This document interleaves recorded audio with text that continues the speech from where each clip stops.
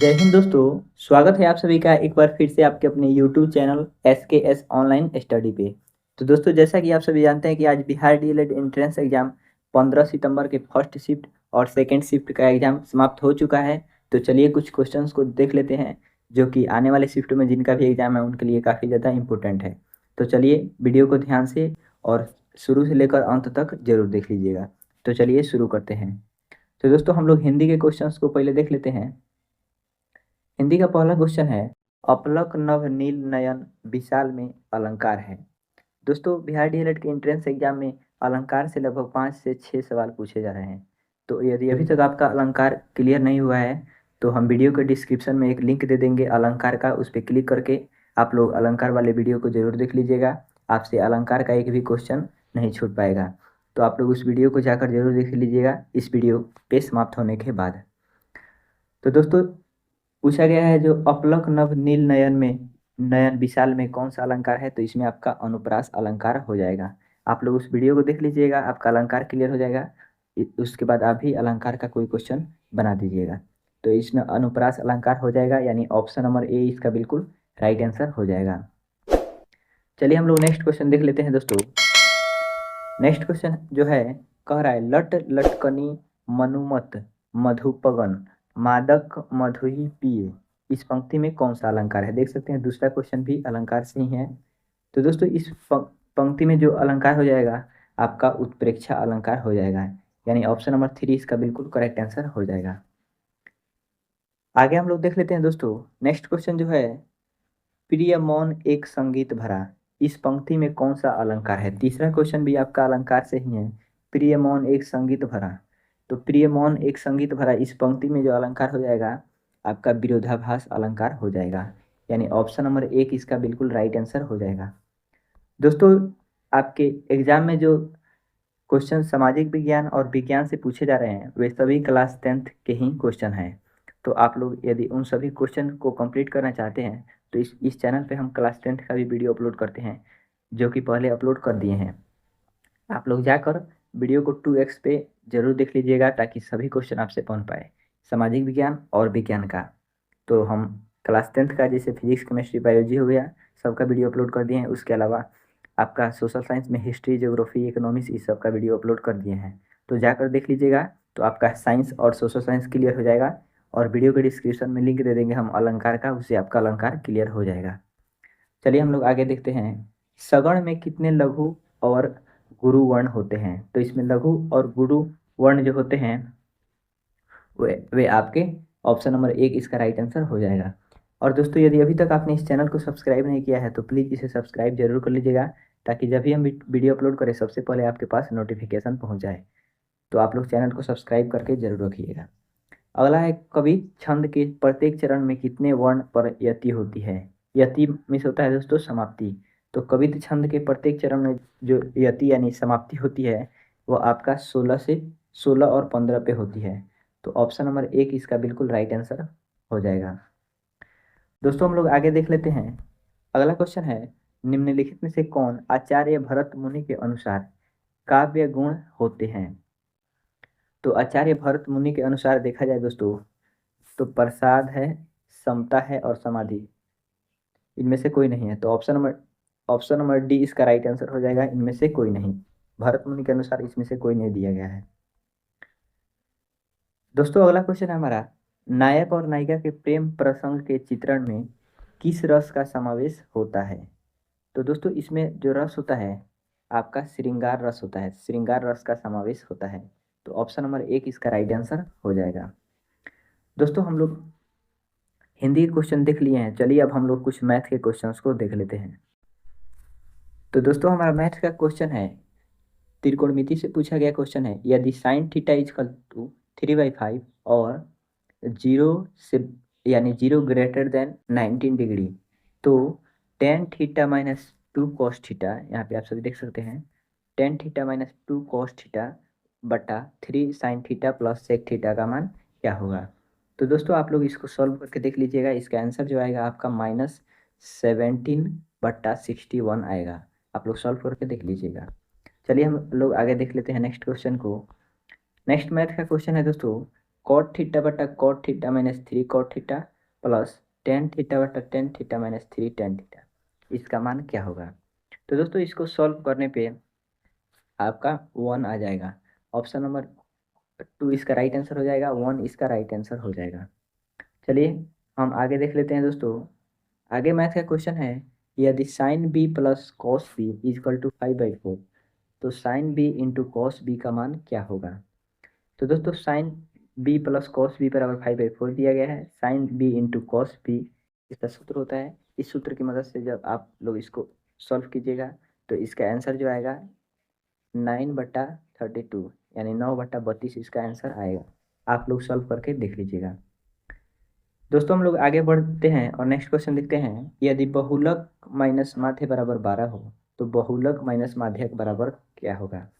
तो दोस्तों बहुलक माइनस माध्यक आप लोग निकाल कर जब देखिएगा तो इसका आंसर कितना आएगा हमारा, तो 8 आएगा।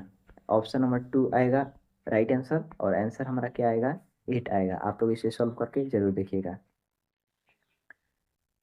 आगे का क्वेश्चन जो है दोस्तों मैथ का, 10 संख्याओं का माध्य 6 है। बाद में पता चला कि एक संख्या को गलती से 9 पढ़ लिया गया था।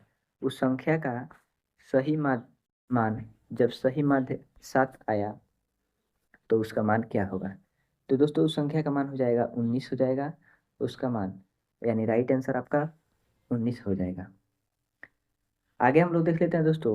अगला क्वेश्चन कह रहा है कि निम्नलिखित सारणी का बहुलक ज्ञात करें, यानी ये जो सारणी दिया गया है इसका बहुलक हम लोग को बताना है। तो दोस्तों बहुलक आप सभी जानते हैं कि एक तो बहुलक निकालते हैं जो सबसे अधिक बार संख्या दिया रहता है। जैसे मान लीजिए 3 है, 2 है, फिर 3 है, फिर 5 है, फिर 3 है। इसमें बहुलक पूछेगा तो हमारा 3 हो जाएगा, क्योंकि 3 सबसे अधिक बार आया है।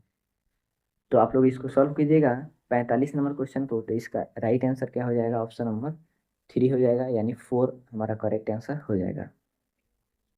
चलिए दोस्तों हम लोग आगे बढ़ते हैं और नेक्स्ट क्वेश्चन को देख लेते हैं। दोस्तों हमारा अगला क्वेश्चन जो पूछा गया है वो आपका जीके जीएस से पूछा गया क्वेश्चन है। तो दोस्तों यह क्वेश्चन कह रहा है, निम्नलिखित में से कौन छोटे पैमाने का उद्योग है। तो चीनी उद्योग है, कागज उद्योग है, खिलौना उद्योग है और विद्युत उपकरण उद्योग है।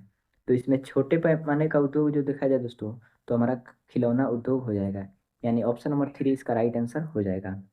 आगे हम लोग देख लेते हैं दोस्तों। साइंस का नेक्स्ट क्वेश्चन है, प्राथमिक ऊर्जा का उदाहरण नहीं है। तो प्राथमिक ऊर्जा का उदाहरण हमारा कौन नहीं है। तो प्राथमिक ऊर्जा का यहाँ पे उदाहरण इलेक्ट्रिसिटी यानी विद्युत जो हो जाएगा, यह प्राथमिक ऊर्जा का उदाहरण नहीं हो जाएगा। तो ऑप्शन नंबर 2 इसका करेक्ट आंसर हो जाएगा। दोस्तों हमारा अगला क्वेश्चन पूछा गया है, सगौन सागौन मोनोकल्चर ने डैश डैश में प्राकृतिक जंगल को नुकसान पहुंचाया। कहाँ पहुंचाया था, किस जगह पे। तो दोस्तों यह जगह जो है आपका साउथ इंडिया यानी दक्षिण भारत में। ऑप्शन नंबर 2 इसका करेक्ट आंसर हो जाएगा। चलिए हम लोग नेक्स्ट क्वेश्चन को देख लेते हैं। राज्य में स्थित निम्नलिखित में से कौन सा एक अधातु खनिज है। तो दोस्तों इसमें से अधातु खनिज जो देखा जाए तो हमारा कौन सा हो जाएगा, तो चूना पत्थर जो हो जाएगा यह आपका अधातु खनिज हो जाएगा, यानी ऑप्शन नंबर 4 इसका करेक्ट आंसर हो जाएगा। दोस्तों हम लोग नेक्स्ट क्वेश्चन देख लेते हैं। उत्पत्ति के आधार पर संसाधनों को डैश डैश और डैश डैश के रूप में वर्गीकृत किया जा सकता है, यानी उत्पत्ति के आधार पर संसाधनों को किन किन भागों में बांटा जा सकता है। तो ये आपका जैविक और अजैविक 2 भागों में बांटा जा सकता है। तो ऑप्शन नंबर 1 इसका करेक्ट आंसर हो जाएगा।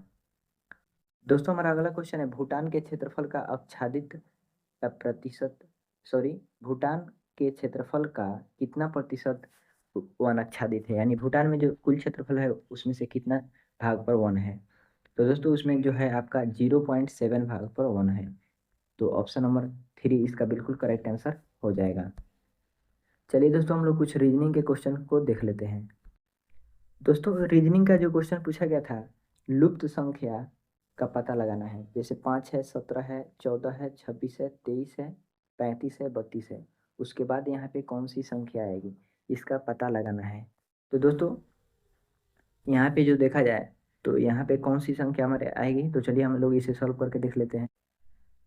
तो दोस्तों इसको सॉल्व किया जाएगा, सबसे पहले 5 है, उसके बाद 17 है, उसके बाद 14 है, उसके बाद क्या है 26 है। तो यहाँ पे आप सही देख सकते हैं, सबसे पहले 12 जोड़ा गया है, उसके बाद 3 माइनस किया गया है, यानी 5 12 17 हो गया है, 3 घटाया गया है तो 14, फिर 12 जोड़ा गया है तो 26, फिर 26 में से 3 घटाया गया है तो यहाँ पे 23। तो 12 जोड़ा गया है और 3 घटाया गया है, तो यहाँ पे हम लोग देखेंगे तो 32 जो है लास्ट हमारा, इसमें अगर 12 जोड़ा जाएगा तो 12 और प्लस 32 कितना हो जाएगा हमारा, 44 हो जाएगा, 44 हो जाएगा। तो ऑप्शन नंबर 2 इसका करेक्ट आंसर हो जाएगा। नेक्स्ट हमारा रीजनिंग का क्वेश्चन है दोस्तों, निम्नलिखित श्रृंखला में ऐसे कितने सात हैं जिनके पहले 6 हैं जो 8 से पहले नहीं हैं, यानी ऐसे कितने हैं, ऐसे ऐसे कितने हैं हमको खोजकर बताना है। तो दोस्तों ऐसा देखा जाए, कितने ऐसे सात हैं जिनके पहले 6 हैं, 7 के पहले तो 6 होना चाहिए, जैसे मान लीजिए यहाँ पे है 7 के पहले 6 है जो 8 से पहले नहीं है, यानी 8 से पहले यह नहीं होना चाहिए, तो ये तो 8 के पहले है। उसके बाद आगे देखा जाए तो यहाँ पे कोई भी नहीं दिख रहा है, तो यहाँ पे कोई नहीं हो जाएगा, ऑप्शन नंबर 4 इसका राइट आंसर हो जाएगा, इसमें से कोई नहीं। नेक्स्ट जो क्वेश्चन है दोस्तों, इस श्रृंखला को देखें और बताएं कि आगे कौन सी संख्या होगी। तो 3 है, 3 के बाद 4 है, 4 के बाद 7 है, 7 के बाद 8 है, 8 के बाद 11 है, तो 3 1 4, 4 3 7, 7 1 8, यानी 1 जोड़ा गया है, उसके बाद फिर 3 जोड़ा गया है, फिर यहाँ पे 1 फिर 3 1 3 ऐसे करके जोड़ा गया है। तो यहाँ पे 1 जोड़ा गया है तो 12 हो गया है, 12 में 3 जोड़ेंगे लोग तो कितना हो जाएगा, तो हमारा 15 हो जाएगा। तो ऑप्शन नंबर 4 इसका करेक्ट आंसर हो जाएगा। चलिए दोस्तों हम लोग आगे बढ़ते हैं और नेक्स्ट क्वेश्चन को देख लेते हैं। नेक्स्ट हमारा रीजनिंग का क्वेश्चन पूछा गया था दोस्तों, निम्नलिखित प्रश्न में दी गई श्रृंखला से लुप्त पद का चयन करें। तो इसमें लुप्त पद का चयन करना है 49 46 43 40, उसके बाद वाट है, उसके बाद 34 है। तो जैसे 40 3 43 43 3 46 46 3 49, तो यहाँ पे 34 है, तो 34 में हम लोग 3 को ऐड करेंगे तो कितना हो जाएगा, 37 हो जाएगा। तो ऑप्शन नंबर 2 में आप लोग देख सकते हैं कि 37 दिया गया है, तो ऑप्शन नंबर 2 इसका बिल्कुल राइट आंसर हो जाएगा। तो दोस्तों इस प्रकार हम लोगों ने 15 सितंबर के फर्स्ट शिफ्ट और सेकंड शिफ्ट में पूछे गए सभी सवालों को देख लिया है। यदि आपको वीडियो पसंद आया है तो वीडियो को लाइक करके अपने दोस्तों में भी शेयर जरूर कर दीजिएगा और चैनल को सब्सक्राइब जरूर कर लीजिएगा। तो चलिए दोस्तों मिलते हैं आपसे नेक्स्ट वीडियो में।